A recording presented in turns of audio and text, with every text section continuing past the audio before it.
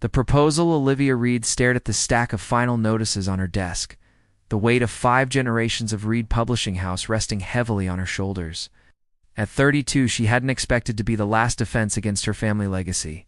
Crumbling into dust, economic downturn had been brutal to print media, and her father's death last year had left her with a company hemorrhaging money and employees who depended on her to somehow save them all.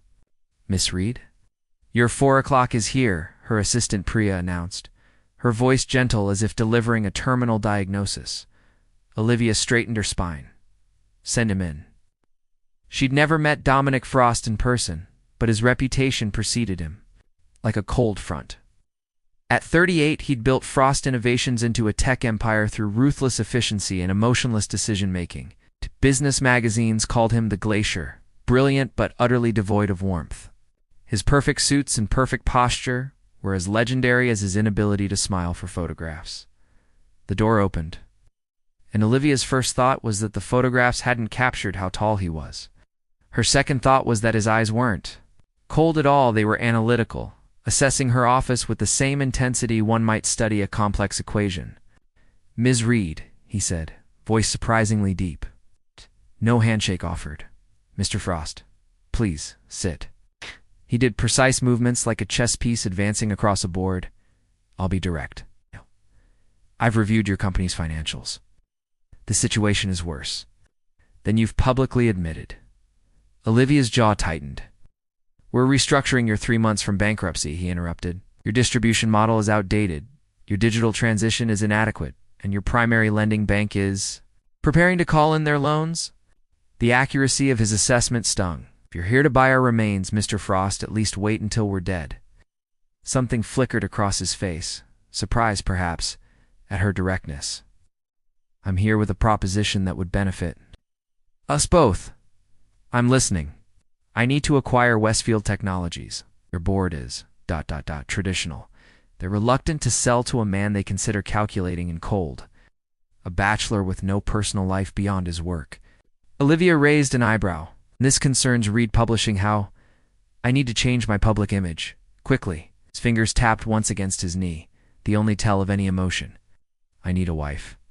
The silence stretched between them like pulled taffy. "You can't be serious," she finally managed. "Perfectly serious. A business arrangement. 1 year of marriage. Public appearances. A united front." He slid a folder across her desk. "In exchange, I'll clear Reed Publishing's debt.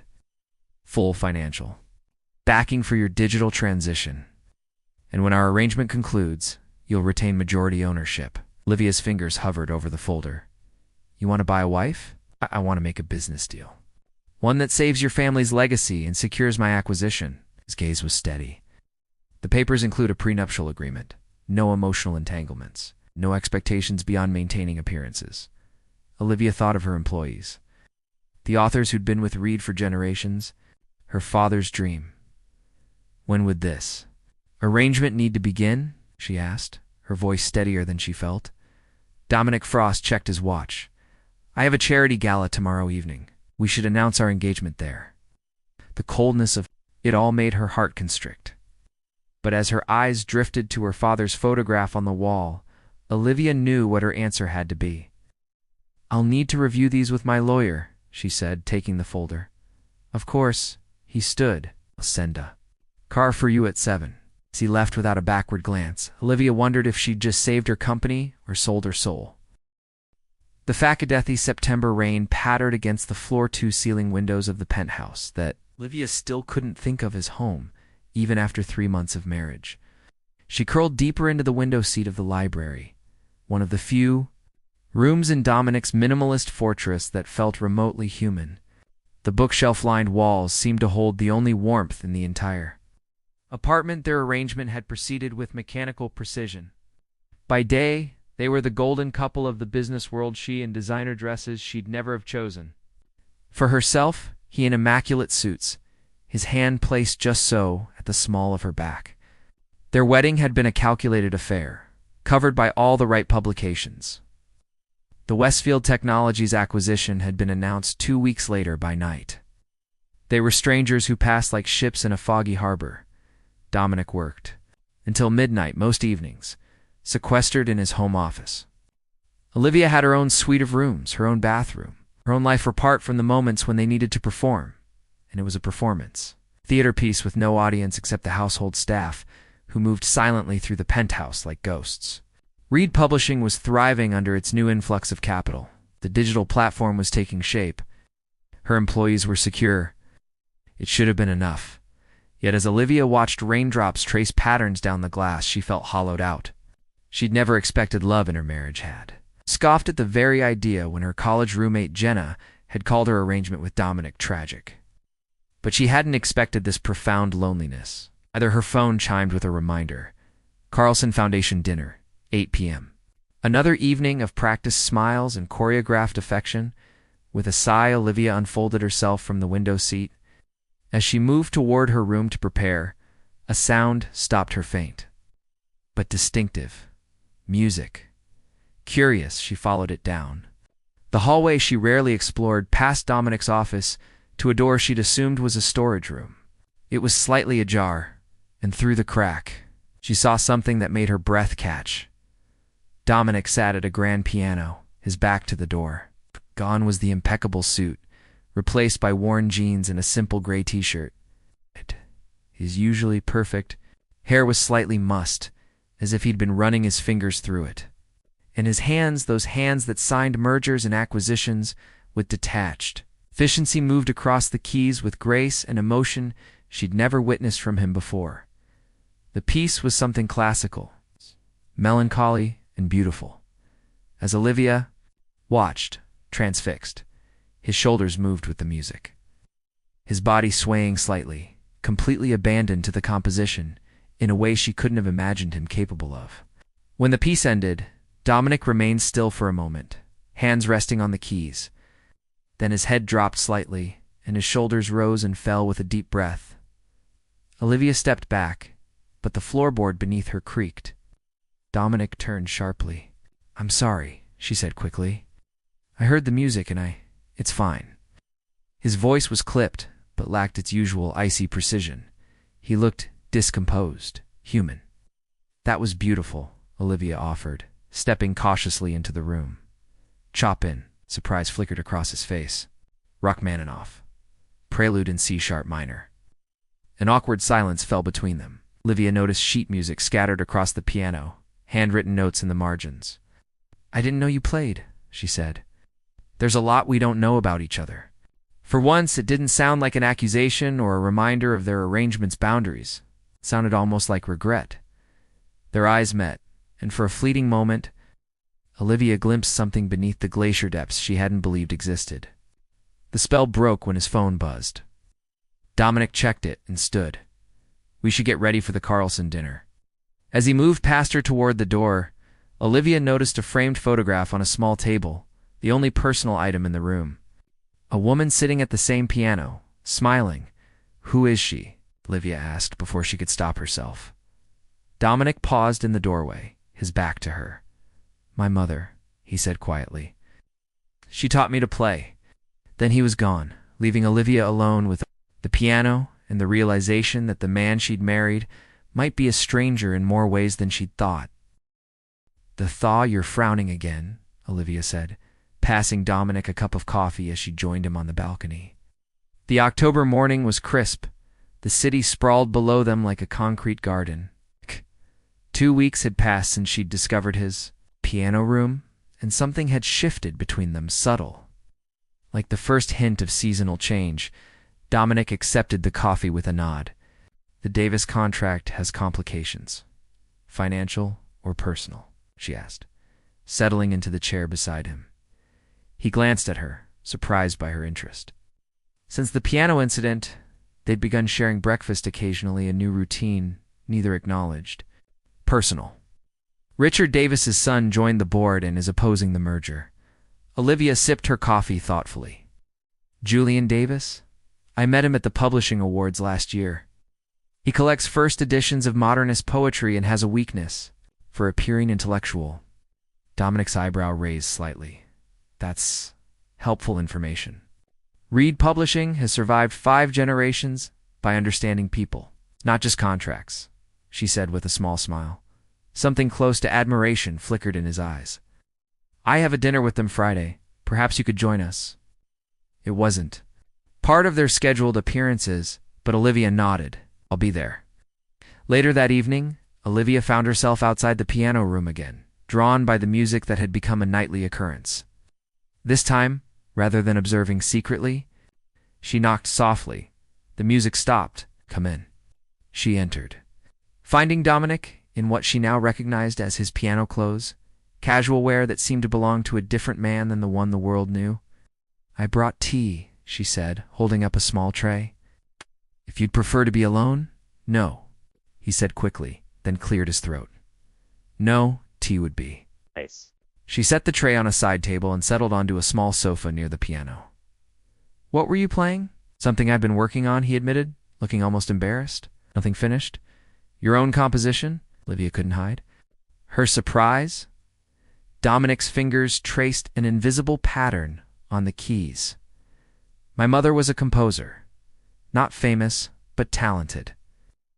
After she died, I found her unfinished works." He paused. "Sometimes I try to imagine how she would have completed them." The vulnerability in his voice made something tighten in Olivia's chest. "When did you lose her?" "I was 16. His eyes remained on the piano. "Cancer, it was. ... Quick. And your father?" A hardness returned to his expression. Harrison Frost believed emotions were inefficient. Business was the only language he respected. His fingers pressed silently on a key. He sold her piano the week after the funeral, called it moving. Understanding dawned like a slow sunrise. The coldness, the efficiency, the armor he wore, they weren't his nature but his inheritance. "This piano?" she asked softly. "I tracked it down after his death. It took 2 years. The corner of his mouth lifted in what might have been the ghost of a smile. "An inefficient use of resources," he would have said. "I think it's beautiful," Olivia said, meaning more than the instrument. Their eyes met, and this time, neither looked away. "The Davis dinner," he said suddenly. "Julian collects modernist poetry." Olivia nodded, surprised by the change of subject. "There's a first edition Eliot coming up at Sotheby's next week." Dominic reached for his phone, making a note. Reed Publishing could secure it as a gesture of goodwill. "That's actually brilliant," Olivia said, watching him with new eyes. "Though I thought emotions had no place in business." Dominic looked up, and for the first time since she'd known him, a genuine smile transformed his face. It reached his, eyes softening the sharp angles of his features, revealing a dimple in his right cheek she'd never noticed before. "Perhaps I'm learning new strategies," he said. When he returned to the piano, the piece he played was lighter, less melancholy. Olivia closed her eyes, listening to what felt like a thaw beginning in the music. In the room between them, later, as she prepared for bed, Olivia realized she'd spent the evening in comfortable conversation with a man who, 3 months ago, it had been a cold business arrangement. Now he was becoming something else entirely, someone whose smile she found herself wanting to see again, in the dark of her room. She admitted what she'd been avoiding. The facade was becoming dangerous. Not because it was difficult to maintain, but because it was beginning to feel less like a facade at all. The storm, the holiday charity gala at the Metropolitan Museum, transformed the ancient temple in the Sackler Wing into a winter wonderland. Crystalline decorations caught the light, throwing prismatic reflections across marble floors and the faces of New York's elite. At the center of it all, Olivia stood beside Dominic, her burgundy gown a striking contrast to his black tuxedo. "You've outdone yourself," murmured Dominic, his breath warm against her ear as they surveyed the event she'd organized for Frost Innovations Foundation. "The Reed family has always known how to throw a party," she replied with a smile that no longer felt practiced. November had melted into December, bringing with it unexpected changes. Their shared breakfasts had become a daily ritual. She'd joined him for business dinners, where they'd developed an almost telepathic ability to read each other's cues. He'd accompanied her to publishing events, displaying genuine interest in her authors. And almost every evening ended in the piano room, where conversation flowed as easily as the music. The Davis merger had been secured thanks, in no small part, To Julian's delight over the rare Eliot volume and Reed Publishing's new digital platform had launched to critical acclaim, by all measures, their arrangement was a stunning success. Yet something far more dangerous than business was flourishing between them. Something neither had planned for. Mrs. Frost, sharp voice cut through Olivia's thoughts. Helena Blackwood, editor of Society Pages and notorious gossip columnist, approached with a predatory smile. What a spectacular event. Almost as spectacular as the turnaround at Reed Publishing. Thank you, Eleanor, Olivia replied, feeling Dominic's hand tighten slightly at her waist. Eleanor had been investigating their marriage for months, circling like a shark scenting blood. I've been researching a feature on power couples, Eleanor continued. Would you share the romantic story of how you met? The world is fascinated by your whirlwind romance. Before Olivia could formulate a response, a commotion near the entrance drew everyone's attention. Victor Hargrove, CEO of Hargrove Tech, and Dominic's longtime rival, was making his way through the crowd with determined strides. Frost, Victor called, loud enough to turn heads. Quite the event. Almost as impressive as your manufactured marriage. The room hushed. Dominic's face remained impassive, but Olivia felt him grow perfectly still beside her. Victor stopped before them, malice glinting in his eyes. I wonder if your shareholders know that your touching romance was negotiated with lawyers. He turned to the gathered crowd. A marriage of convenience to secure the Westfield acquisition. Quite clever, really. Eleanor's eyes widened, her phone already in hand. Whispers rippled through the crowd. You're drunk, Victor, Dominic said coolly, and making a fool of yourself. Am I? Victor pulled out his phone. Have the prenuptial agreement right here. Dated one day before your engagement announcement, complete with the dissolution clause triggered by the successful acquisition of Westfield. He smiled coldly at Olivia. Tell me, Mrs. Frost, how much was your family company worth? What was the price tag for a year of your life? The silence was deafening. Olivia felt dozens of eyes on her, waiting for confirmation of what many had suspected. Her mouth went dry. Our personal arrangements are none of your business, Dominic said, his voice like steel. Security will show you out. The security approached. Victor called out, The agreement ends next month, doesn't it? I wonder if Reed Publishing will survive when the support is withdrawn. The damage was done. Eleanor was already typing furiously, and the whispers had grown to a dull roar. We need to leave, Dominic said quietly, guiding Olivia toward a side exit in the car. Silence stretched between them like a chasm. The city. Lights blurred outside the window as they sped toward the penthouse. How did he get that information? Olivia finally asked, her voice barely audible. Someone in legal, most likely. No. Dominic's face was unreadable. Doesn't matter. We'll issue a statement in the morning saying what? That it's not true? She turned to face him. Or that it was true, but isn't anymore. The question hung between them, weighted with everything they hadn't said over the past weeks. What do you want it to say? He asked, meeting her gaze. Before she could answer, his phone rang. Dominic checked the screen, and his expression darkened. It's the board. They've called an emergency meeting. As they arrived at the penthouse, Olivia watched him transform before her eyes. The man who played. Rachmaninoff in worn jeans disappearing behind the mask of the glacier. He straightened. His tie, his face becoming the expressionless CEO the world expected. I'll handle the board, he said, already walking toward his office. We'll discuss our situation after. Olivia stood alone in the vast living room, the word situation echoing in her mind. 3 months ago, their arrangement had been clear. Now, with their charade exposed and the original purpose fulfilled, what remained between them had no name, no contract, no clear path forward. For the first time since they'd met, Olivia had no idea what Dominic was thinking, and that terrified her more than any business crisis ever could. The symphony dawn broke over the city with watercolor strokes of pink and gold, finding Olivia still awake, curled in the window seat of the library. She hadn't slept, hadn't even changed from her gala gown, now wrinkled beyond salvation. Burgundy fabric pooled around her like spilled wine. Dominic hadn't emerged from his office all night. The emergency board meeting had stretched for hours. Voices occasionally rising enough for her to catch fragments, public relations disaster, shareholder confidence, damage control. Her phone had exploded with notifications.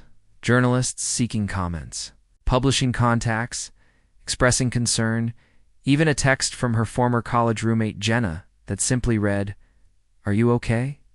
Call me." She hadn't answered any of them. Could she say when she herself didn't know what was true anymore? The soft click of a door opening made her look up.